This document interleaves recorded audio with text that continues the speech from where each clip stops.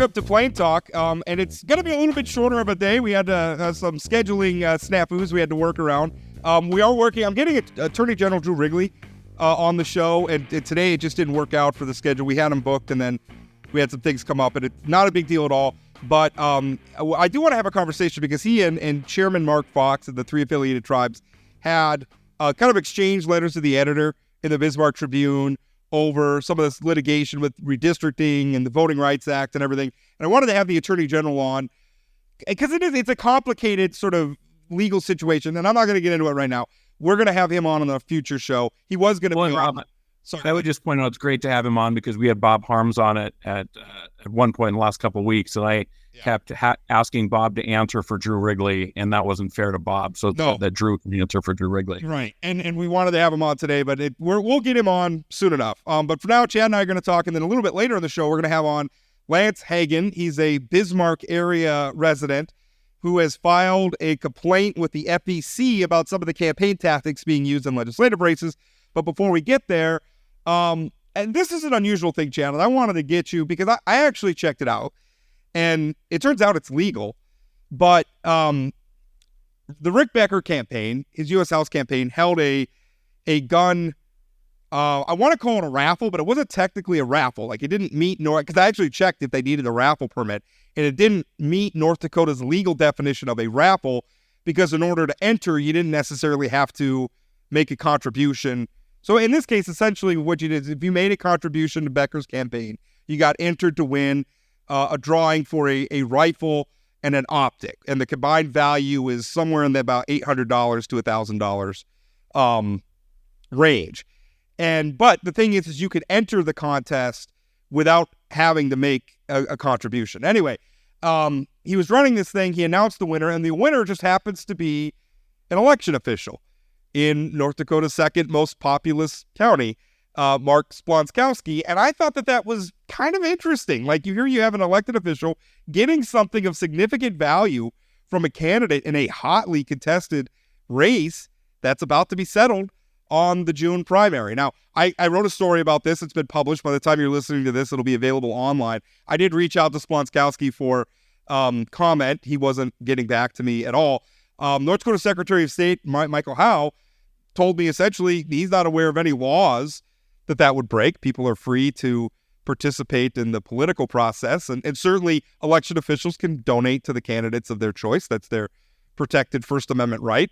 But the question of getting something of value from a campaign, I don't know, Chad. It's apparently legal. I'm not sure it should be.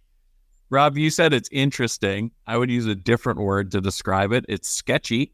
I want to go through sort of a hypothetical.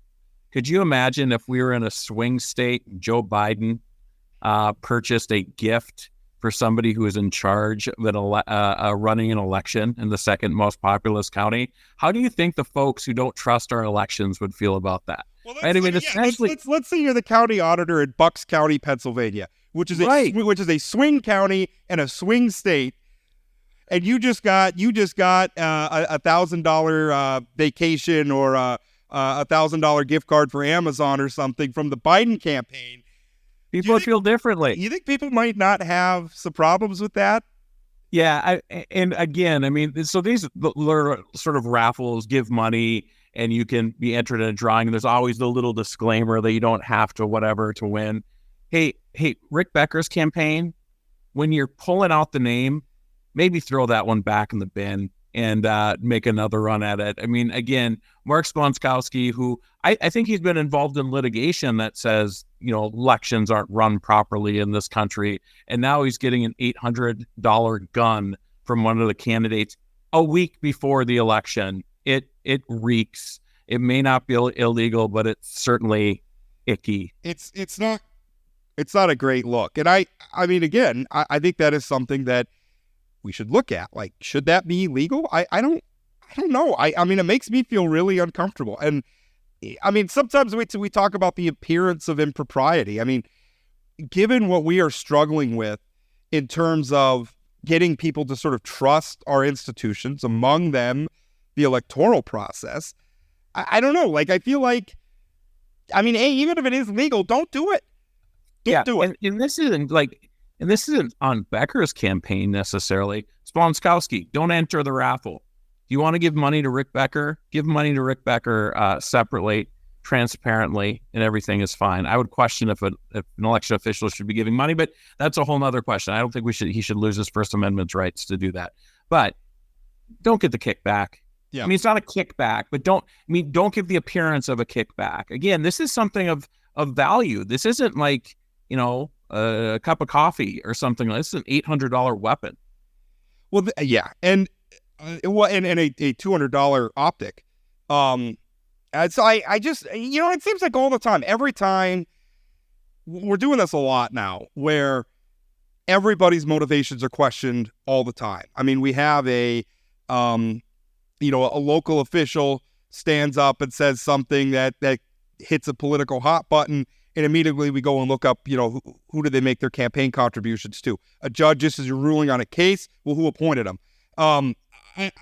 Or if they give $35 to Joe Biden, all of a sudden they're not qualified to be a judge. And it's like we're not even I just think it's such a dangerous thing. And I will tell you the position I'm in. I'm an opinion guy. Like, my feelings about these races I wear my biases on my sleeve. I like to think that I'm being very transparent about them. You know where I'm coming from, and then I guess you can evaluate the arguments and the reporting I do through that lens. But I don't give any money to any candidates. I don't give any money to any political parties. I donate to charity, but not in a political way. I don't give to political groups. I don't do that at all. I'm kind of glad that my position has given me the out where I don't have to do any of that stuff. But I mean, just when people look up, like, I don't donate to candidates. If you're an election, hey, Rob, I want to make it clear. I absolutely donate to candidates. Fair enough. I've got reportable contributions to Democrats and Republicans over the last year or two, and I think it's part of the process. At times, I wish I was like you, where I couldn't ethically give contributions to either time. I would probably have more money to pay my mortgage. And ethically, I probably could. It's just not something I feel comfortable doing. We don't even have political signs in our yard or anything. We just don't. Somebody asked me about it. It's like, Rob, you're so involved in politics. One of my neighbors, like, you're so involved. Like, why don't you ever have any yard signs in your yard? And it's just, I'd rather not.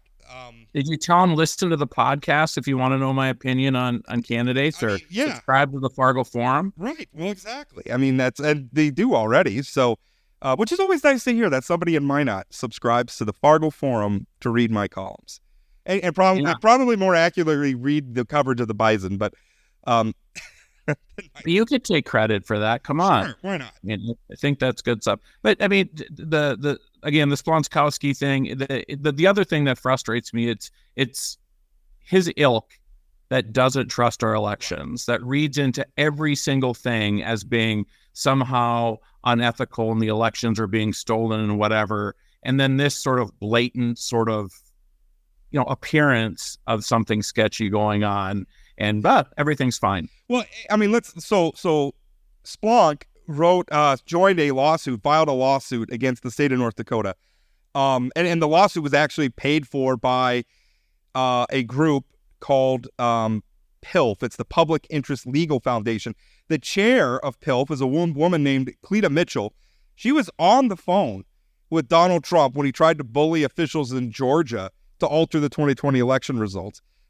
She had to leave her high-profile law firm because she was promoting Trump's stolen election lies.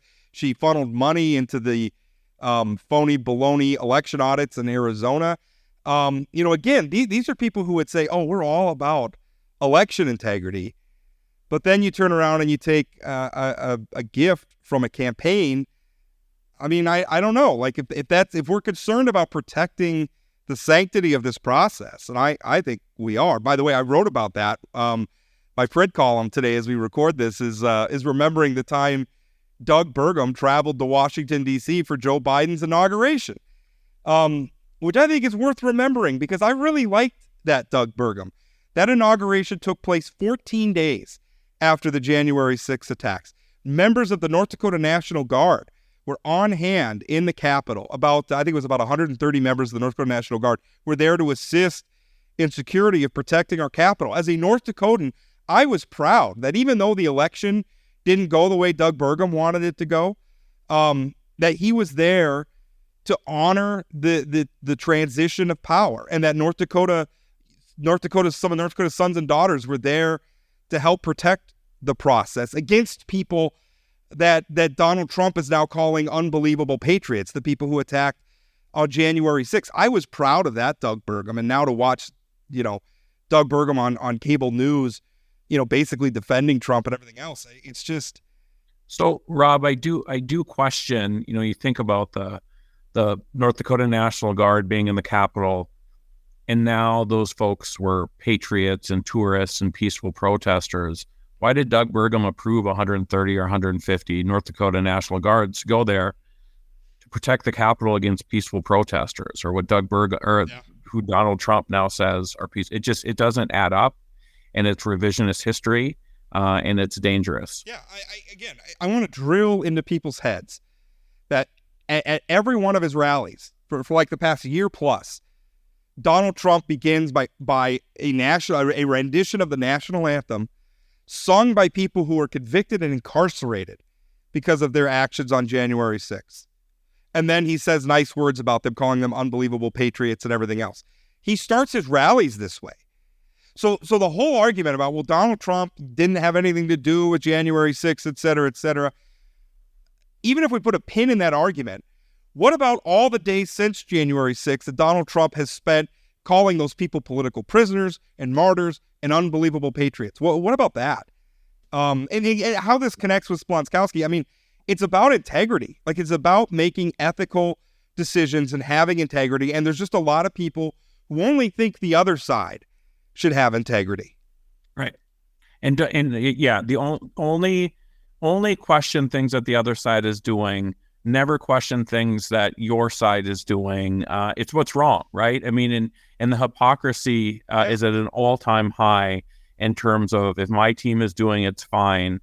I mean, we saw it with the Trump verdicts last week. I guarantee, again, if it was a Democrat who did the same thing,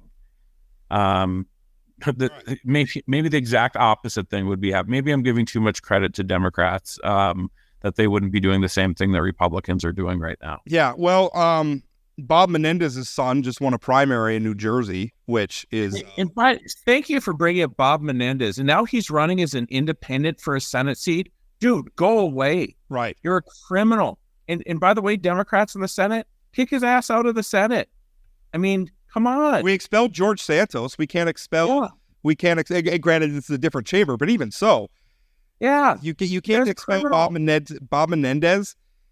It's unbelievable. And you're right. I mean, Republicans need to do self-reflection. I mean, it would be very healthy if Democrats were a little bit more skeptical of the case that Alvin Bragg made, right? Because it was a stretch.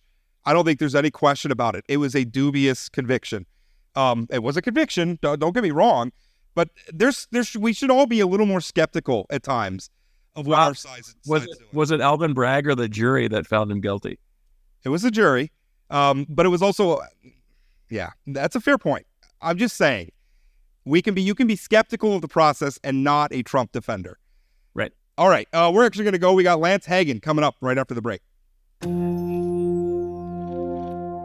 The cold cases you see at the Vault have captivated readers across our region for years.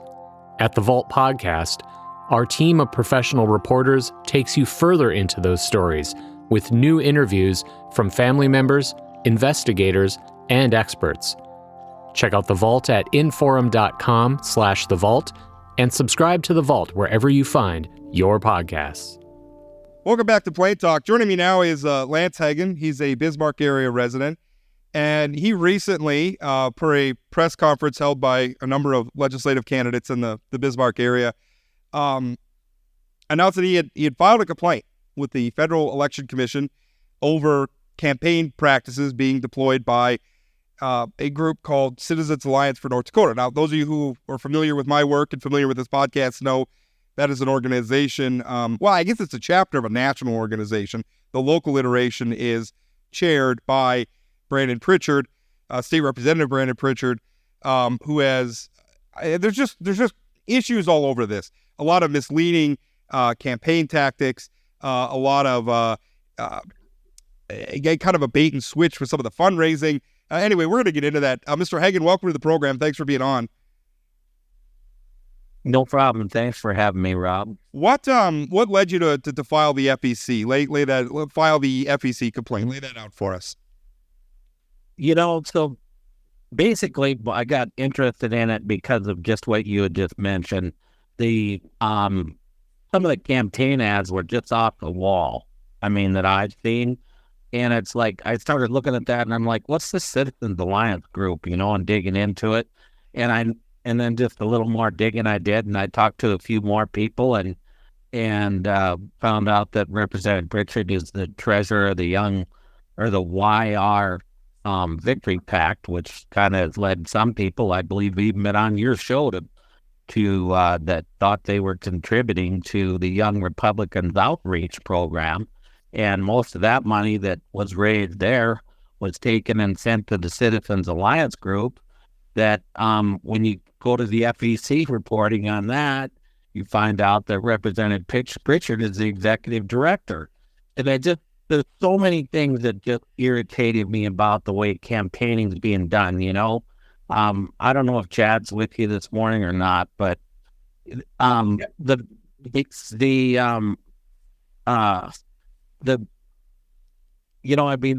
they've demonized people that are running for the legislature that have been past lobbyists, like Robert Harms, and Robert's a stand-up guy. That district will do very well if they elect him. That kind of kept me digging in a little more and a little more. And it's like, can you explain to me the difference between an executive director of a super PAC and a former lobbyist? It's like you're trying to draw some characterization. One's evil, like a lobbyist is evil. So that's what led me to this, Rob. So, Lance, this is Chad. Thanks for being on today. And I, like you, do not believe lobbyists are evil. I think they serve an important function in our legislature. Reading through I've got the whole thing printed out here and looking through it. And one of my sort of thoughts when I saw the press around this was, we're a week before an election. Is this really something that you think the voters care about as they're going in to vote next Tuesday? Is this something that Ken Wrench and Mike Berg and others should be focused on 7 days before the election? I don't know how to respond to that, Chad. Not because they don't want to, because I don't know. I think you're right. I don't know what voters are focused on. They're focused on probably these misleading ads, like the one that really set me off last week was the one against John Nelson. There's a picture of John Nelson and it says, "What if this was your daughter?" Well, I've known John Nelson for a long time, and he's known my 20-year-old daughter since almost the day she was born. And it's misleading to send that stuff out. And I hope that people listen to what this complaint is about, and to listen to the reason why I did it, so that we do away with some of the Washington D.C. style politics that is creeping into this state, because pretty quick we are not going to get good people to run for offices when they have to put up with these half-truths and blatant lies. I want to get specific, because obviously in any campaign cycle, we could all say, right, we don't like what that campaign is saying about the other campaign, or we don't like that tactics. I don't know that rises to the level of needing a complaint filed. What I thought was interesting about this one is some of the materials being put out by Citizens Alliance were factually inaccurate. For instance, there was one a few months back where Representative Prichard sent out an email basically saying that dozens of his Republican colleagues had voted against a pronouns bill, a bill basically regulating pronoun use in schools, among other things. And he left it out that the most, I think all but 5 of the lawmakers he named had actually voted for a duplicate bill. And so he's essentially saying that they are voting against legislation that they actually voted for. And to me, that's something beyond, he's calling someone a lobbyist a bad thing or not.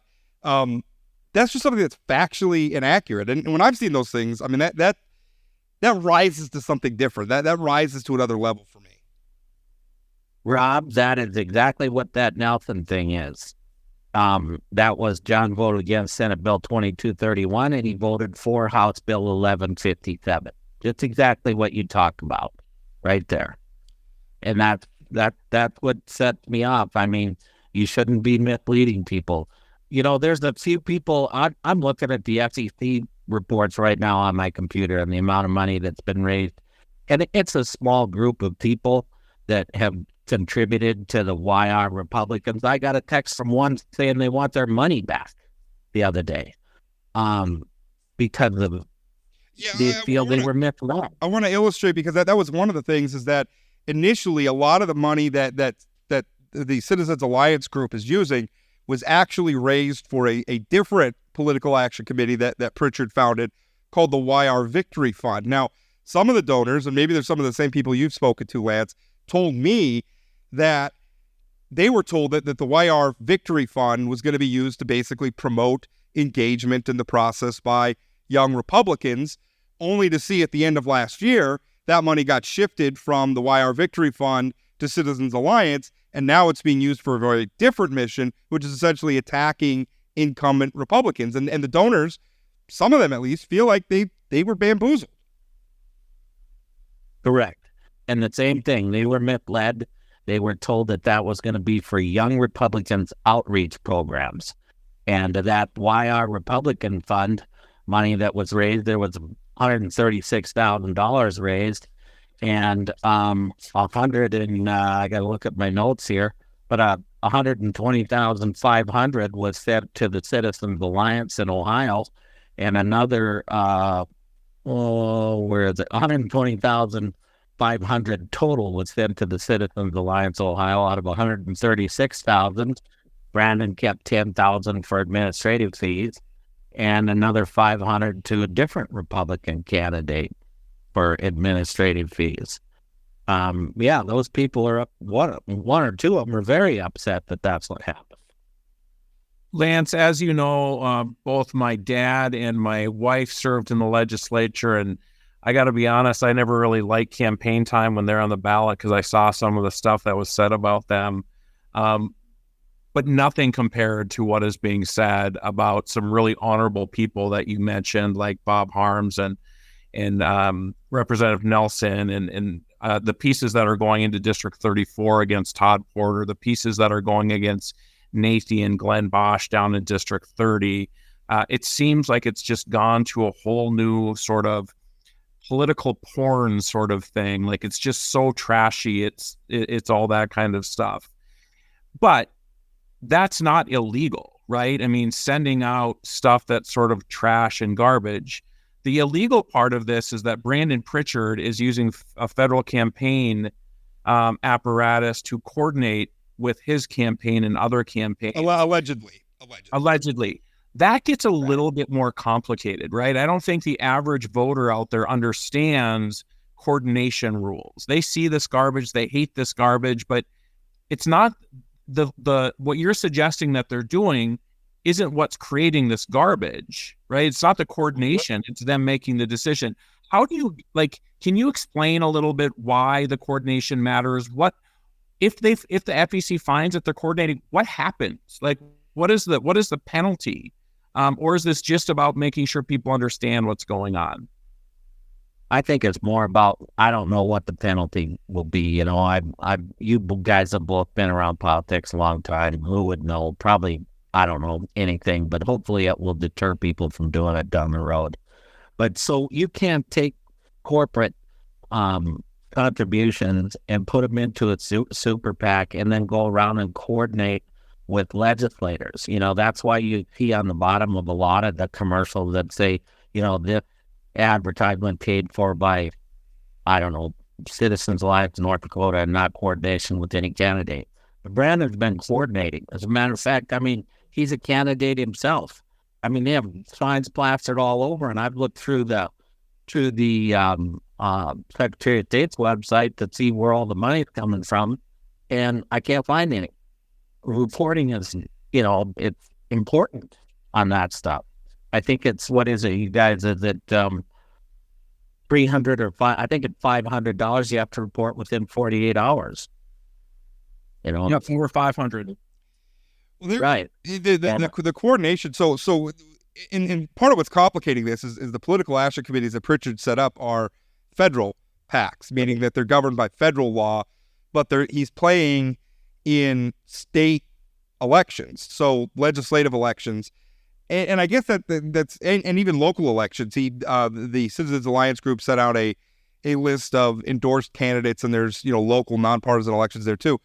The coordination thing is essentially, if you're an independent federal political action committee, you cannot coordinate with candidates. So you see this all the time where we're seeing it right now in the U.S. House race, where some of these groups like Club for Growth or Senator Rand Paul's PAC, when they come in, they can't coordinate with, and maybe it's different. Senator Paul said that's a leadership PAC. That might be different. But the independent PACs, or like the Brighter Future Fund, these are independent, so they cannot coordinate. So they can't call up the campaign and say, hey, we're going to run an ad, send us over some photos or something, or what should we put in our ad promoting you? They can't do that. This is a really unusual situation with Prichard. Now, do I remember rightly from your complaint that you actually had material sent out by Citizens Alliance that mentioned Prichard's candidacy, or that mentioned or promoted Prichard's service in the legislature? Yeah, I'd have to look for it here and send it to you. Yeah. And we have pictures of him campaigning in District 34, coordinating with candidates, with one of the candidates over there, using, and the Citizens Alliance to put a ton of super PAC money into the David Villafana. We have examples of that. Absolutely.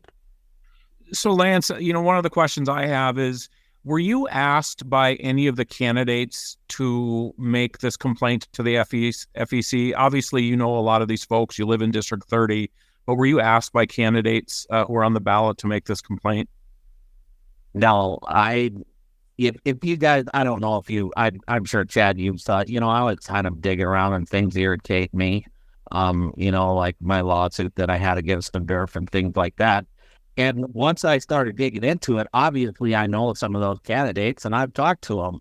And you know how that is when you get a bunch of people, you get more information from a bunch of people. Absolutely. I mean, I'm not going to lie to you that I hadn't talked to them, but no one encouraged me to do this. No. Lance, one of the things that was brought up in I guess in rebuttal, I think Representative Prichard brought this up, is, back in 2004, you had an issue. You were working for the Grain Growers Association and the Durham Growers Association.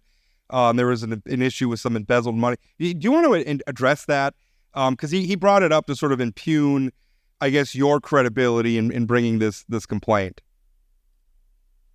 Yeah, I mean, it's like I've avoided that for 20 years. I don't like talking about it. I don't like getting involved in politics, and that's why this is important to me, what's happening.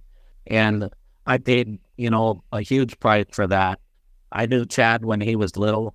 I'd see him running around the legislature, and I basically bowed out of politics. And what I did was wrong, and I've admitted it. I admitted it before anybody else was wrong or anybody else was involved. I admitted it to my board, and I took care of that problem. And it made a better person out of me. And I don't know what else I could do. I don't know, so it was I don't want to call it a mistake because I think people hide behind that. It was dumb. I was addicted to trading commodities at that time. And I paid the money back, and I had made some enemies, and it went we went through the court system, and I paid the price for it. I don't know what else I can say. I regret it. I think my life would have been totally different. I'd have been involved in politics more. But, people make mistakes, and that was the biggest one I ever made in my life. So, Lance, I think it is interesting. You've been sort of out of the public eye quite a bit, and, you saying that that's how important you find this. I think that does say something, that you're willing to go back in the public eye. Obviously you knew that the second you were in the press that this was going to come up, right? The stuff back from 2004. So what do you want to happen? I would imagine ultimately you want the election results to go the right way next Tuesday, and for Brandon and his group in this style of politics to fail miserably. Because I think that's the best way to take care of this stuff, right? If this garbage fails, people won't do it. I mean, is that sort of what you hope happens here?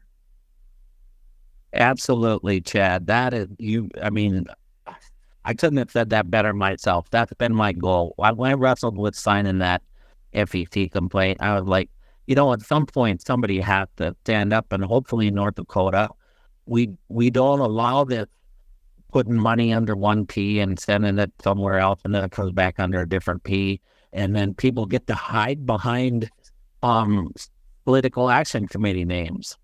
It takes courage to go out and take people on, as you guys both know. I mean, and I'm not saying me. I'm saying instead of hiding behind a group, for an individual to go out and say something against somebody, that takes more than courage than hiding behind a group name. And that's what irritates me about what's been happening here, attacking some of these good legislators. I've known them forever. And people are using that against people now, saying, well, you got to get out of there. You got to, as you well know, Chad, your dad was a Democrat, and I sat 3 feet from him, and I worked with him when I was on the death force. And your dad was a great guy. I had we didn't agree in a lot of the stuff that he did, but he was a stand-up guy. And we are not going to get people to run for offices if you can collect money like this, send it to Ohio, turn around and ship it back and run these ads. That's my goal. Yeah, I think that's a really good point. I mean, we have a citizen legislature. A lot of the people who run for the legislature, I mean, nobody is running for the North Dakota legislature to enrich themselves. Nobody is doing it for the celebrity or the glamour of it. It means you're going to be spending a lot of time in a lot of committee rooms doing work that I'm going to say is boring. It's important, but it's not a glamorous job. And again, I think we need to stress that the problem is not that people are throwing sharp elbows in politics. That's a tale as old as time. Everybody does it. I guess the problem I have is, again, when we're routing money through multiple groups, it's taken this circuitous route, back into North Dakota. We're accusing people of voting in ways that they didn't actually vote. And then we're also, I don't know how you can be a candidate on the ballot and also running an independent group that is not supposed to coordinate with candidates. I don't know how that works. And there's a very simple, America has, it is very easy. I mean, you don't have to do these things. It's not like there's all these regulations in place and you have to go this route. You can raise money and make your case. I mean, Representative Prichard could have created a North Dakota level political action committee and done all of this stuff and not had to gone through the route of a federal PAC. And he wouldn't have had any problems. But for whatever reason, they did it this way, and it's just bizarre. And I think the public deserves to know about it. And I guess that's why I'm glad you filed the complaint. I guess we'll see what the FEC has to say about it at the end. But Lance, thank you so much for your time. Appreciate you coming on. Thanks, Lance. You bet. Thank you, guys. Bye.